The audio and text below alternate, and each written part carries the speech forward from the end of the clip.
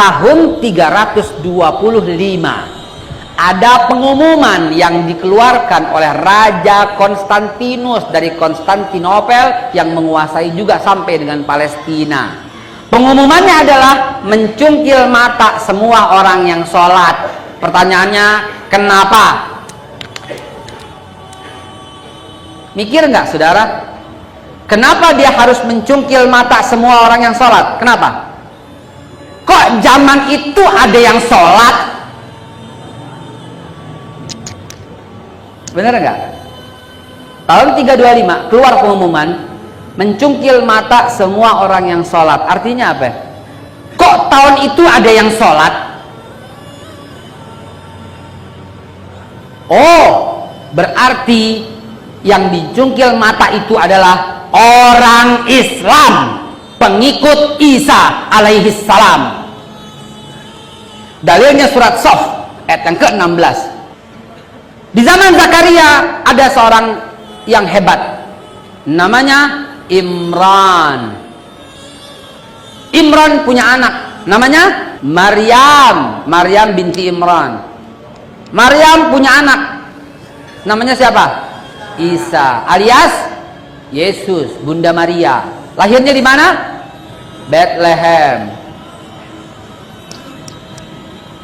Ngawur nggak?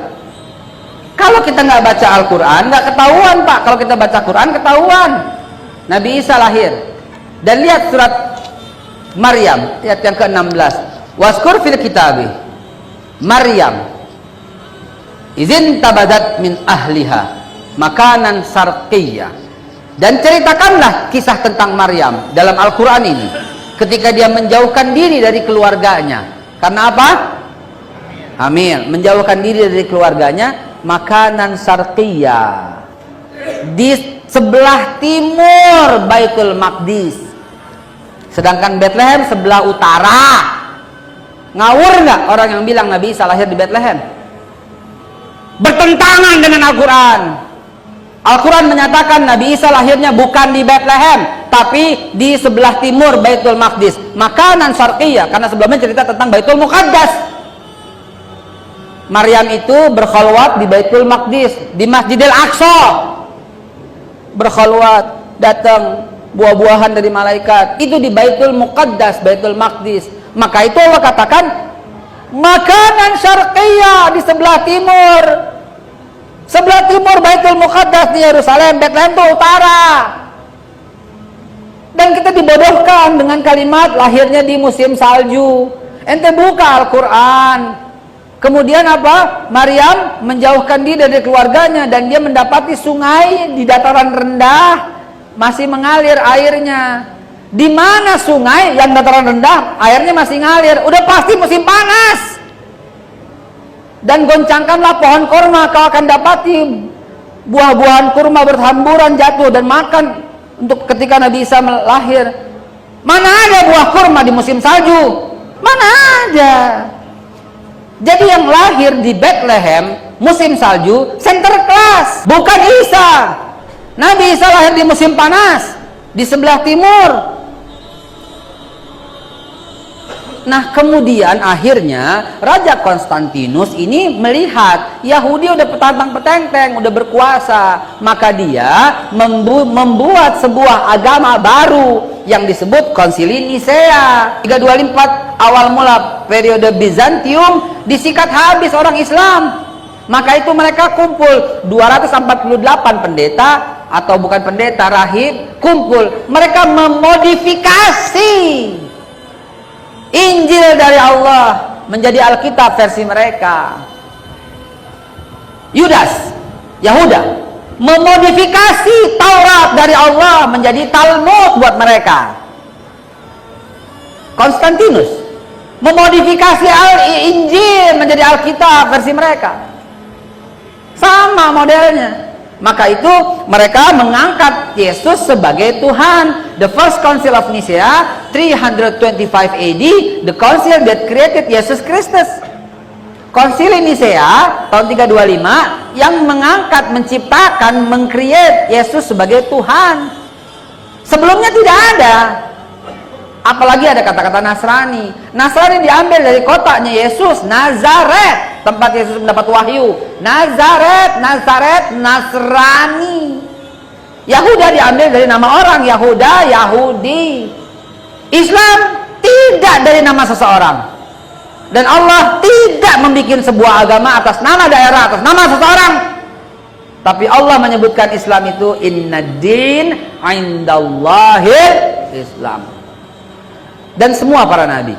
Akhirnya tahun 325 bikin agama baru, yaitu namanya Nasrani. Pada tahun itu juga orang-orang Islam dicungkil matanya kalau kelihatan sholat. Dari zaman dulu sampai sekarang Islam terkucilkan. Yang salah pendeta di Tolikora, yang minta maaf orang Islam. Jamaah sekalian yang dimuliakan Allah, inilah awal mula terciptanya agama Nasrani. Yang Islam tergusur. Bahkan Raja Konstantinus menyalib ribuan orang Islam yang masih sholat. Jadi pengumumannya ketika ketahuan sholat, matanya dicungkil. Pengumuman yang kedua, kalau masih sholat dibunuh, disalib. Jadi jamaah sekalian dimuliakan Allah, ini ya. Lalu kemudian muncul lagi tahun 411 untuk membuat agama baru, karena nggak cocok dengan ini. Gimana nggak cocok? Kok Yesus diangkat sebagai Tuhan? Nggak cocok, kata orang yang protes. Kenapa? Karena kalau Tuhan mulai ada tahun 325, maka siapa yang berlaku sebagai Tuhan tahun sebelumnya? Masuk akal, cerdas ini. Oh, kalau begitu ralat, diprotes. Jadilah agama baru yang ketiga, namanya Protestan. Lalu mereka vakum kekosongan kenabian. Nabi Isa wafat tahun 33, 34, 35, 36 kurang lebih. Lalu vakum. Entah wafat atau diangkat, ya. Wallahu a'lam bishawab. Allah yang Maha lebih tahu. Tapi yang pasti akan kembali, ya. Nah, kemudian vakum dunia ini, kosong kenabian. Bikin Katolik 325 tidak ada gairah bagi dunia. 411 bikin Protestan, tidak ada gairah dunia. Yahudi mulai ditinggalkan. Orang kembali kepada agama nenek moyang Ibrahim. Mereka mencari nabi-nabi. Akhirnya pecah telur, geger dunia. 21 April 571 Masehi. Pada saat itu ada gempa, tapi tidak menghancurkan. Gempa itu hanya meruntuhkan patung-patung. Api Majusi padam yang selama ini tak pernah padam. Pada malam itu dunia tercengang karena bulan itu bersinar terang benderang dan seolah turun ke sebuah rumah. Rumah itu adalah rumah Fatimah, rumah Aminah, rumah Sayyidatina Aminah. Di rumah itu lahir seorang anak yang jelita.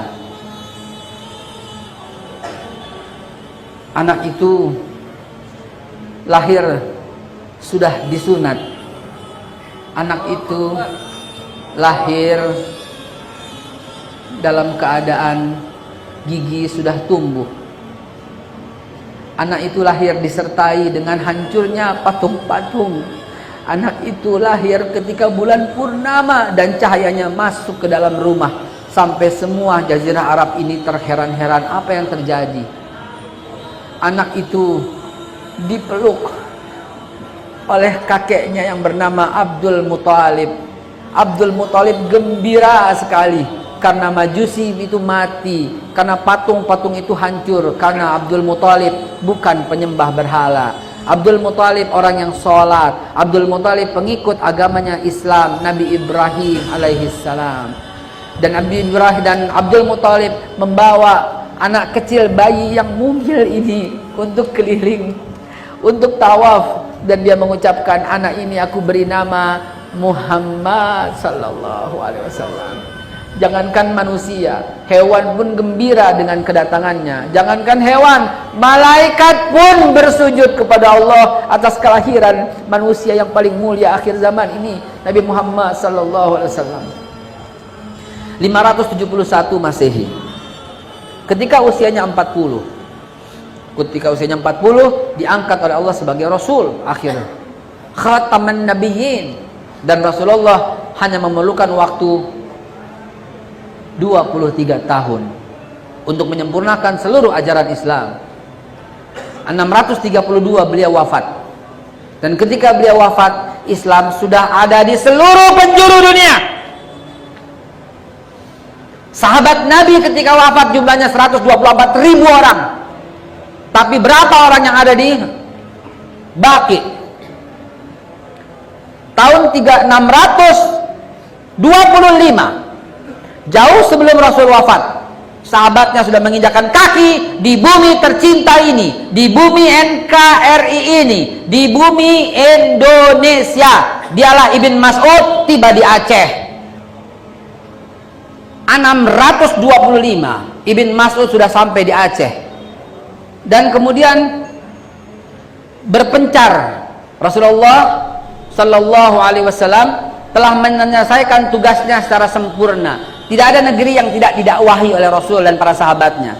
Abu Kasbah 630 Abu Kasbah tiba di Tiongkok dan mengislamkan Cina, mengislamkan Burma, mengislamkan Filipina.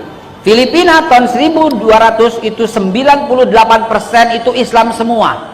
Datang Spanyol mengkristenkan Filipina dan membunuh orang-orang Islam di Filipina. Burma tahun 1300 masih Islam semua. Sebelumnya bahkan Genghis Khan ya membunuh orang-orang Islam yang ada di Burma. Padahal Islam sudah ada sejak tahun 630 di Burma. Rohingya suku asli yang tergeser, sama seperti aborigin yang tergeser, sama seperti Indian, suku Indian merah Cherokee yang tergeser di Amerika. Dikatakan yang menemukan benua Amerika Christopher Columbus, Ibnu Battuta 300 tahun sebelum Christopher Columbus telah mengislamkan seluruh Amerika. Terbukti sejarah mengatakan suku Indian merah bernama Cherokee itu, suku Indian Cherokee itu pemimpinnya bernama Muhammad Abdullah, seorang Muslim tabi'in yang berhasil mengislamkan Amerika. Demi Allah, Rasulullah telah sempurna menjalankan tugasnya. Tidak ada negeri yang terlewati oleh baginda Nabi Sallallahu Alaihi Wasallam.